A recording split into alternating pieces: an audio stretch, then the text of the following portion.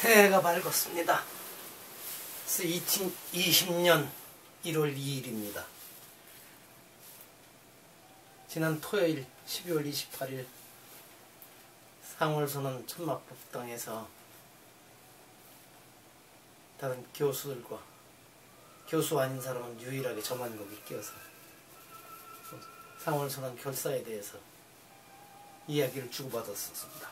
그 자리에서 지난 며칠 있으면 나오게 될 강남 봉은사 월간 사부인 판전에 실을 제 글을 일부 대목을 읽는 것으로 제 역할을 해보았었습니다. 오늘은 오랜만에 한번 그때 했던 얘기들을 이렇게 원고를 보면서 해볼까 합니다. 이미 천막안에서 이루어진 무문관 결사 동안거에 수행자 9분이 입지한 지 한 달 반이 더 지나갔습니다. 상월선언 이름에서부터 느낌이 심상치 않습니다.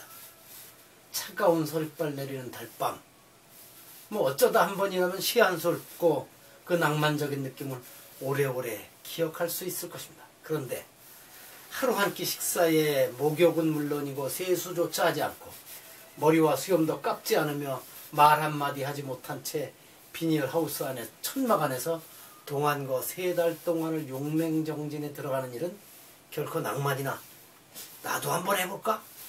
이런 초보 수행자들의 겁없는 시도가 될 수는 없을 것입니다.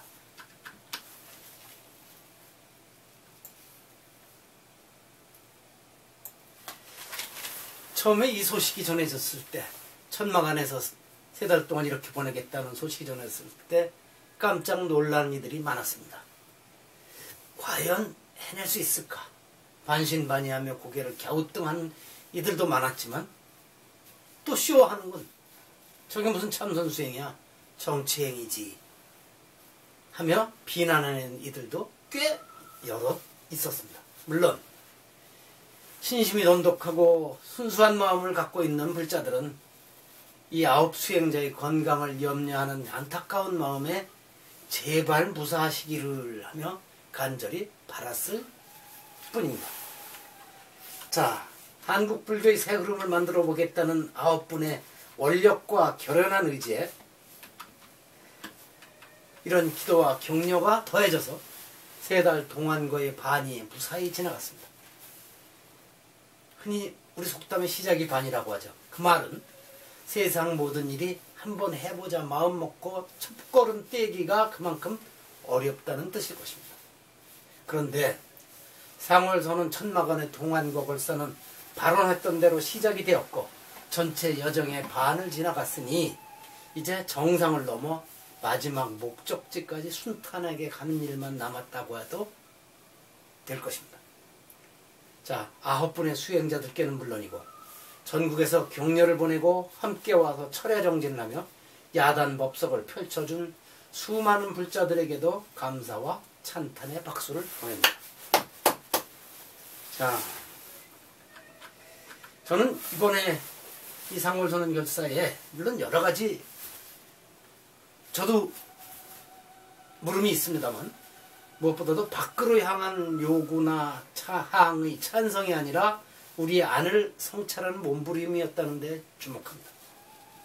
저 멀리 대승불교 운동에서부터 시작해 고려시대 권력과 밀착하여 부패한 불개교를 반성하고 혁신을 부르짖은 백년결사와 정해결사를 거쳐 가까이는 조선조 500년과 일제강점기의 부끄러운 상태에서 벗어나지 못하고 있는 한국 불교를 바꾸어 부처님 법대로 살아보자며 시작한 1947년의 봉암사 결사에 이르기까지 2700년 불교 역사에 등장한 결사는 모두 불교 안을 다시 살펴보고 문제점을 찾아내어 그것을 고치고 바꾸겠다는 원력과 의지가 모아진 것이었습니다. 우리가 이러면 안 되겠다. 부처님 정신으로 돌아가 진리를 깨치고 중생을 구원하는 올바른 불제자가 되자며 우리 스스로를 깊이 들여다보고 성찰하는 자기혁명의 운동이었습니다. 돌이켜보면 조선조 500년과 일제강점기에 힘들었던 시기뿐 아니라 민족 해방뒤 맞이한 미군정과 이승만, 박정희, 전두환으로 이어지는 독재 정권 시절에도 제도적, 정치적으로 압박을 받으면서도 항의의 목소리 한 번 제대로 못 내고 지내올 수밖에 없었습니다. 그게 우리 현실이었습니다. 그러면서도 이제까지 버텨올 수 있었던 힘은 봉암사 결사에서 우리 안의 혁명을 시도하여 일정한 성과를 거둔 덕분일 것입니다. 돌이켜보면 1987년의 대통령 직선제 개헌, 1990년대 후반부터 본격화하기 시작한 지방자치제 실시는 이제 유권자의 표가 중요해졌죠. 과거처럼 정권에 핍박당하고 끌려다니던 상황에 큰 변화를 가져왔습니다. 표를 구하는 정치인들의 발걸음이 잦아졌고 입으로는 불교를 위하겠다는 말을 이어가면서 예산 지원이나 기타 등등의 진통제와 당위정을 계속 불교계에 전해주며 달래주었습니다. 그렇지만 옛날처럼 속아 넘어가기만 하지는 않았습니다. 아직도 속고는 있습니다.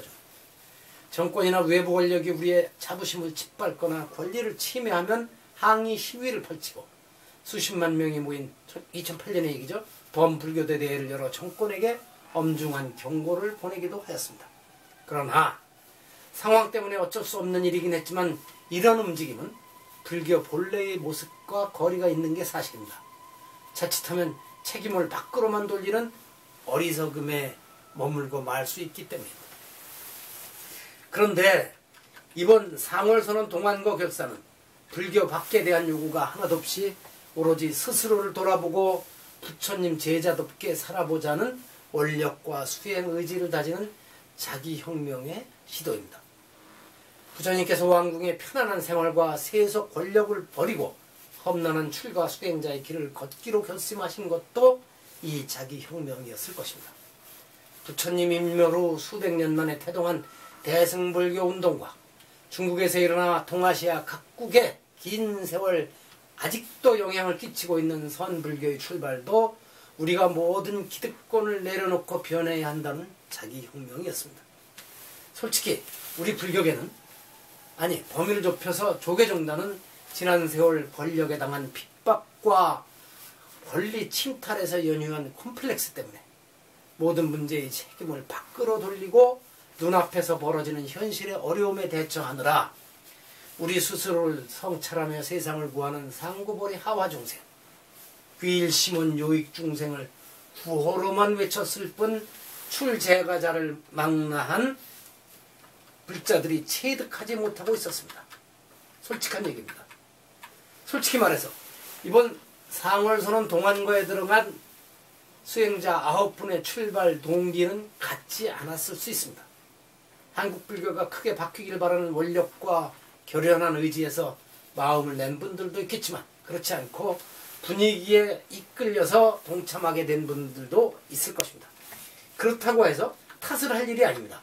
처음 마음 낼 적에는 서로 달랐지만 동안거 결제가 이루어지고 이에 대한 사부대중의 응원과 격려 앞에서 모두 원력과 의지를 단단하게 다지게 되었을 것이기 때문입니다. 원거에는 없습니다만 그런 일들이 있죠.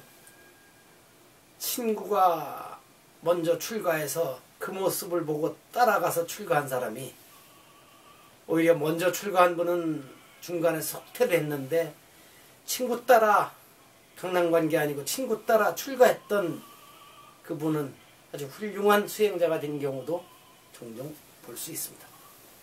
자, 9분 수행자가 모두 동안거 세 달을 무사히 마친 뒤 자기 혁명을 이룩하여 우리에게 희망의 등불을 밝혀주게 되기를 간절히 바랍니다. 하지만 혹 건강 문제 등으로 또 아니면 의지박약으로 중간에 무문관을 깨우고 나오는 분이 계시더라도 결코 탓을 하거나 실망할 일이 아닙니다. 3달 동안 무문관 수행을 마친 분들에게는 물론이지만 중간에 이런저런 사정으로 문관을 박차고 나오는 분들에게는 또 그분들대로 환영과 찬탄, 격려의 박수를 보내드려야 할 것입니다. 자, 또 한 가지 얘기를 해요. 무슨 장구치고 북치고 노래 부르면서 참선을 하느냐는데 저는 이번 상월선언 동안거 결제가 시끄러운 소리를 벗삼은 동중전의 선이라고 봅니다. 자, 수행자 9분이 천막선언에서 무문관 동안거에 들어가 계신 동안 바로 앞에 있는 상월선언 천막법당에서는 법회가 이어지고 때로는 음악회를 열기도 합니다. 이런 장면을 보고 일부에서는 참선은 고요한 산중에서 하는 것이지 시끄럽게 장구와 북을 치며 소란스러운 곳에서 하는 게 무슨 수행이냐, 이건 정치쇼에 불과하다, 무당굿 아니냐, 뭐 이런 비판을 하기도 합니다. 이런 비판이 나올 만합니다. 지난 우리 역사가 솔직히 그렇게 보여주었기 때문입니다.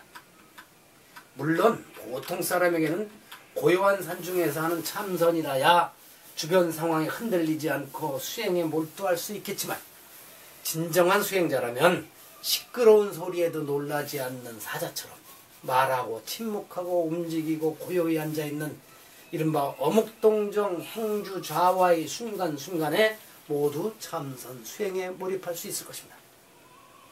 부처님께서 마지막 열반에 이르시는 과정을 담은 경전인 장암경, 상자부 파리경전에서는 디가니카의 대반열반경이죠. 마파리니빠나 숫단따 에 해당하죠. 이런 부처님 말씀이 나옵니다. 그걸 한번 읽어보겠습니다.